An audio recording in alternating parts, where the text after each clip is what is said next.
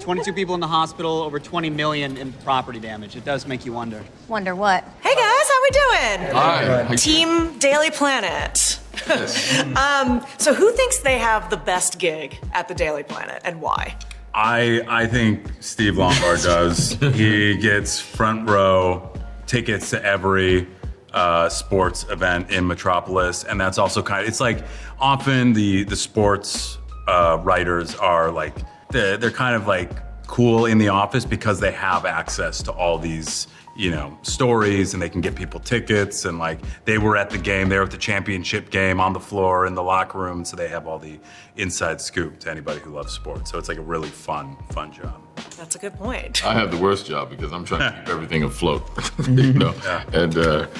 and keeping a newspaper, in business and these days is tough. Who's the biggest thorn in your side at the Daily Planet, you think? No, everybody's okay. I like everyone. I'm mad for other reasons. I come to work with a lot of, baggage. His baggage. Yeah. I was gonna ask, how many games do you think are delayed or canceled due to metahuman interference? It's about 35% is what we're working with. Yeah, it gets in the way quite a bit. 30. There's it's in the trailer, so there's a fight on a field, so that delayed a couple games. They had to redo the turf and whatnot. I like how you're doing the interview as Steve. Yeah. Little Steve, a little back. He is. Yeah. We all are kind of our characters in a way. Pretty much. Yeah.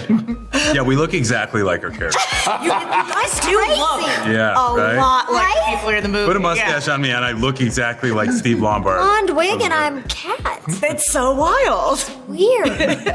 Which hero or villain do you think ends up in the paper the most? Superman. Well, Superman. Yeah. I was suspecting a little something with that Clark Kent guy. I've been suspicious from day one. Mm-hmm. And then, Lois is she's kind of a little biased when it comes to her byline. So Superman gets a lot of coverage. It's a lot of coverage. Yeah, he is one of the. To have a superhero who has his own like press machine built into their identity is pretty cool. Yeah. They're really getting the word out there about themselves. Wendell, you mentioned this, but we get tidbits of each of you as characters. But is there anything that you filled out about their home life or backstory that you were able to bring to the film? I'm going to start with you because you mentioned all the baggage. The baggage that I bring is Lex Luthor slept with my wife while I was on a correspondence job, and my second son may be his. Yeah. Yeah, that's it. All right.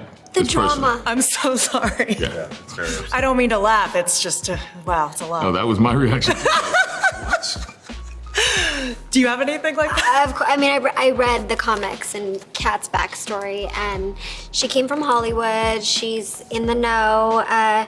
She was with a guy who wasn't that great. They had a kid together, and he's not paying child support. He's off with different women all the time and jet setting, and so she's a little bitter about that, but she loves Clark. He's everything that she's never been around. I mean, he's like wholesome and pure and adorable, and she's just so infatuated with him.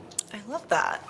I started to, when you get the part you want to do the homework, and I started to look at everything, but then it just really started to set in like the responsibility of like, holy smokes, this is, you got to get this right, and there's so much, and I realized if I go too deep into this, I'm gonna freak out. Mm-hmm. So I kind of was like, I'm just gonna come in, and James was the biggest advocate of like, you're Jimmy, man, just whatever you do, just don't get in your own way kind of thing, which was really like creatively exciting. And so I came in.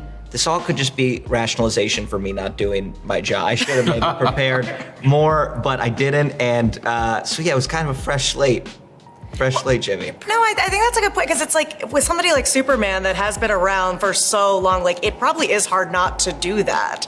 Because there's so many runs, so many iterations, so many things you can research, and then you probably do get in your own way, or could get in your own way. Right, yeah, and I think naturally you're gonna end up wanting to emulate other performances, or like, you want to be like, you're thinking like, oh, I want to like pay on, I want to respect this, or how do I, anything you do might be a response to what you've seen. And so one day I'm looking forward to watching everything ever and reading everything. And I'm sure there'll be a lot that comes up that I'm like, oh, if I knew that, I might have done a better job. I sure should have looked at that. But for now, I think it went okay. So. He's perfect. It's like, hey, in the next one. Since the Daily Planet is integral to Metropolis, do you think we will see the team around, like, for the long future? I was just talking Just about that. Yeah, I was saying, tell me. we're bringing people the news in Metropolis, so I really think we're going to be in every single movie in the DCU.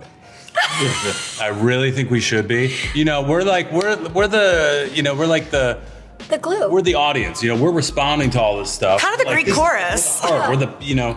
We're the entry point for the audience. So I really think we should see what the Daily Planet is thinking about everything that happens.